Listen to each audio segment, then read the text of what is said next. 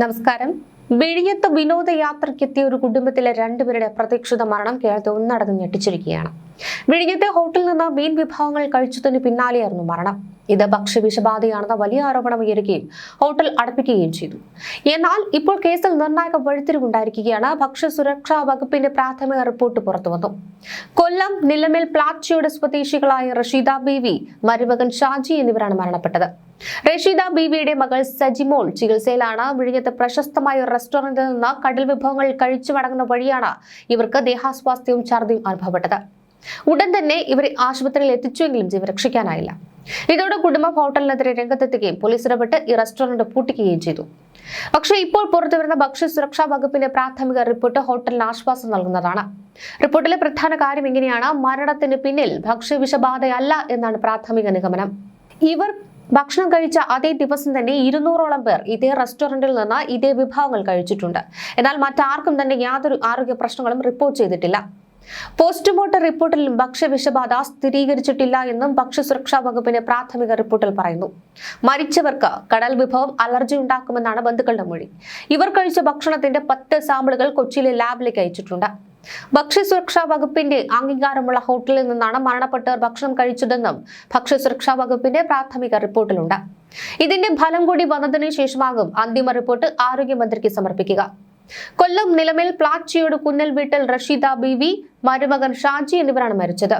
റഷീദ ബീവിയുടെ മകൾ Sajimol Parippally medical college ആശുപത്രിയിൽ ചികിത്സ തേടിയിരുന്നു. ഇവർ വിഴിഞ്ഞത്തെ ഒരു റെസ്റ്റോറന്റിൽ നിന്ന് ഭക്ഷണം കഴിക്കുകയായിരുന്നു. മടങ്ങും വഴി ദേഹാസ്വാസ്ഥ്യവും ഛർദിയും അനുഭവപ്പെട്ടതോടെ ചികിത്സ തേടി. വിഴിഞ്ഞത്തു നിന്നും മീൻ വിഭവങ്ങളായിരുന്നു ഈ 5 അംഗ സംഘം കഴിച്ചത്.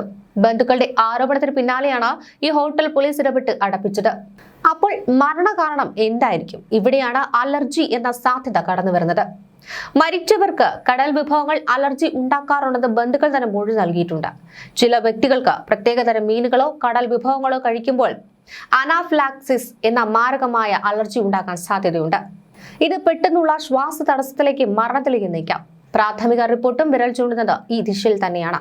എങ്കിലും അന്വേഷണം ഇവിടെ അവസാനിക്കുന്നില്ല. ഇവർ കഴിച്ച ഭക്ഷണത്തിന്റെ 10ഓളം സാമ്പിളുകൾ കൊച്ചിയിലെ റീജിയണൽ അനലിറ്റിക്കൽ ലാബിലേക്ക് അയച്ചിരിക്കുകയാണ്. ഇതിന്റെ ശാസ്ത്രീയമായ പരിശോധനാ ഫലം കൂടി വന്നാലേ മരണകാരണം സംബന്ധിച്ച് 100% വ്യക്തത വരികയുള്ളൂ. ഈ ഫലം ലഭിച്ച ശേഷം ഭക്ഷ്യസുരക്ഷാ വകുപ്പ് അന്തിമ റിപ്പോർട്ട് ആരോഗ്യമന്ത്രിക്ക് സമർപ്പിക്കും. ഒരു ഭക്ഷണശാലയെ സംബന്ധിച്ചിടത്തോളം വലിയൊരു പ്രതിസന്ധിയാണ് ഈ ഒരു ആരോപണം ഉണ്ടാക്കിയത്. എന്നാൽ ശാസ്ത്രീയ റിപ്പോർട്ടുകൾ വരുമ്പോൾ സത്യം പുറത്തു വരുമെന്ന് നമുക്ക് പ്രത്യാശിക്കാം. അലർജിയുള്ളവർ ഭക്ഷണം തിരഞ്ഞെടുക്കുമ്പോൾ അതീവ ജാഗ്രത പാലിക്കണമെന്ന വലിയൊരു പാഠം കൂടി ഈ ഒരു സംഭവം നൽകുന്നുണ്ട്. ആരോഗ്യകരമല്ലാത്ത ഭക്ഷണം കാരണം ഉണ്ടാകാറുള്ള ഭക്ഷ്യവിഷബാധ പലപ്പോഴും നിസ്സാരമായി കാണാറുണ്ടെങ്കിലും കൃത്യസമയത്ത് തിരിച്ചറിഞ്ഞില്ല എങ്കിൽ അതീവ ഗുരുതരമാകുമെന്നാണ് ആരോഗ്യ വിദഗ്ധർ പറയുന്നത്. ഉദാഹരണത്തിന് ഈ ഹോട്ടൽ അല്ലെങ്കിൽ സദ്യ പാർട്ടികളിൽ നിന്ന് ഭക്ഷണം കഴിച്ച ഒരു കൂട്ടം ആളുകൾക്ക് ഒരേ ലക്ഷണങ്ങൾ കണ്ടു തുടങ്ങുമ്പോഴാണ് സാധാരണ ഭക്ഷ്യവിഷബാധ സംശയിക്കുന്നത്. കാരണങ്ങൾ ഈ ഭക്ഷണത്തിലൂടെ ശരീരത്തിലെത്തുന്ന വിവിധ ഘടകങ്ങൾ ഇതിന് കാരണമാകാം. ബാക്ടീരിയ, വൈറസ്, പാരസൈറ്റുകൾ ശുചിത്വമില്ലാത്ത സാഹചര്യത്തിൽ ഉണ്ടാകുന്ന ഭക്ഷണത്തിലൂടെ ഇവ ശരീരത്തിലെത്തുന്നു. ഭക്ഷണത്തിൽ മുൻപേ അടങ്ങിയിട്ടുള്ള വിഷാംശങ്ങൾ വഴിയും രോഗമുണ്ടാകാം. ശരിയായി വേവിക്കാത്ത മാംസം, മത്സ്യം, പാസ്ചറൈസ് ചെയ്യാത്ത പാൽ എന്നിവ അപകട സാധ്യത വർദ്ധിപ്പിക്കുന്നു. ശ്രദ്ധിക്കേണ്ട ലക്ഷണങ്ങൾ: ഭക്ഷണം കഴിച്ച് ഏതാനും മിനിറ്റുകൾ മുതൽ മണിക്കൂറുകൾക്കുള്ളിൽ ലക്ഷണങ്ങൾ പ്രകടമാകും. വയറുവേദന, വയറിളക്കം, ഛർദി, പനി, ശരീരവേദന, അമിതമായ ക്ഷീണം, നിർജ്ജലീകരണം മൂലമുള്ള തളർച്ച തുടങ്ങിയാണ് പ്രധാന ലക്ഷണങ്ങൾ.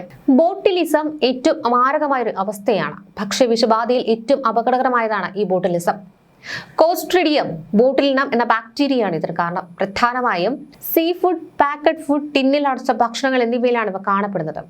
സാധാരണ വയറുവേദനയ്ക്ക് പകരം കാഴ്ചമങ്ങുക, ഭക്ഷണം ഇറക്കുവാൻ ബുദ്ധിമുട്ട്, അമിതമായ തളർച്ച എന്നിവയാണ് ലക്ഷണങ്ങൾ. നാഡീവ്യൂഹത്തെ ബാധിക്കുന്നതുകൊണ്ട് 30% വരെ മരണസാധ്യതയുണ്ട്.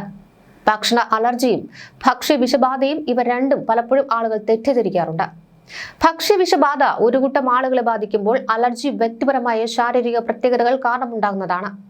ഭക്ഷണത്തിൽ ചേർക്കുന്ന പ്രിസർവേറ്റീവുകൾ മാരകമായ അലർജിക്ക് കാരണമായേക്കും.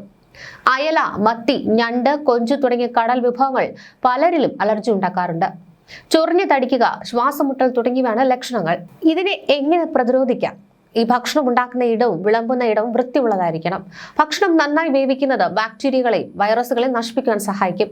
ഫ്രിഡ്ജിലെ ഭക്ഷണം പലതവണ പുറത്തെടുത്ത് വീണ്ടും ചൂടാക്കി ഉപയോഗിക്കുന്നതും ഒഴിവാക്കുക. രുചിക്ക് പിന്നാലെ മാത്രം പോകാതെ ഗുണനിലവാരവും ശുചിത്വവും ഉറപ്പാക്കണം.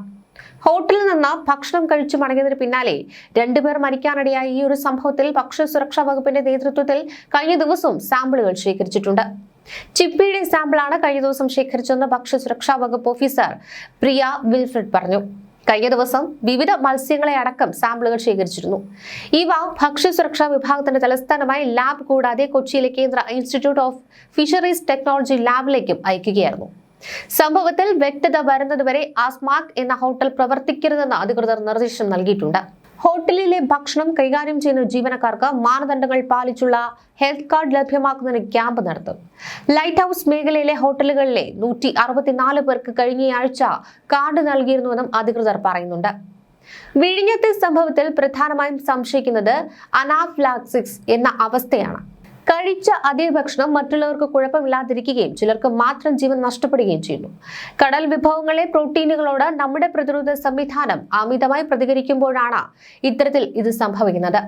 ശ്വാസനാളം വീങ്ങുക, രക്തസമ്മർദ്ദം പെട്ടെന്ന് താഴുക എന്നിവയാണ് ഇതിന്റെ ലക്ഷണങ്ങൾ.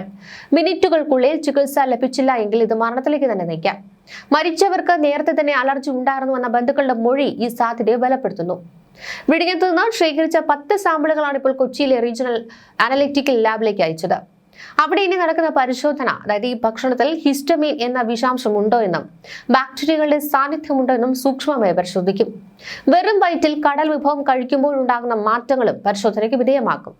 ആരോഗ്യ മന്ത്രിക്കും പോലീസിനും കൈമാറുന്ന ഈ അന്തിമ റിപ്പോർട്ടിലാണ് ഹോട്ടലിലെയും ഈ കേസിന്റെയും ഭാവി തീരുമാനിക്കുക. യാത്രകൾ പോകുമ്പോൾ നമ്മൾ ശ്രദ്ധിക്കേണ്ട ചില കാര്യങ്ങളുണ്ട്. നിങ്ങൾക്ക് ഏതെങ്കിലും ഭക്ഷണത്തോട് അലർജി ഉണ്ട് എങ്കിൽ അത് ഓർഡർ ചെയ്യുന്നതിന് മുൻപ് റെസ്റ്റോറന്റ് അധികൃതരെ അറിയിക്കുക. വിദേശ രാജ്യങ്ങളിൽ അലർജി മെനു നിർബന്ധമാണ്. കേരളത്തിലും ഇത്തരം രീതി അനിവാര്യമാണെന്ന ചർച്ചകൾ ഈ മരണത്തിന് പിന്നാലെ ഉയർന്നുണ്ട്. ചെറിയൊരു അശ്രദ്ധ പോലും വലിയ ദുരന്തത്തിന് കാരണമാകാമെന്നാണ് നിലമേലിലെ ഈ കുടുംബത്തിന്റെ അനുഭവം നമ്മെ പഠിപ്പിക്കുന്നത്.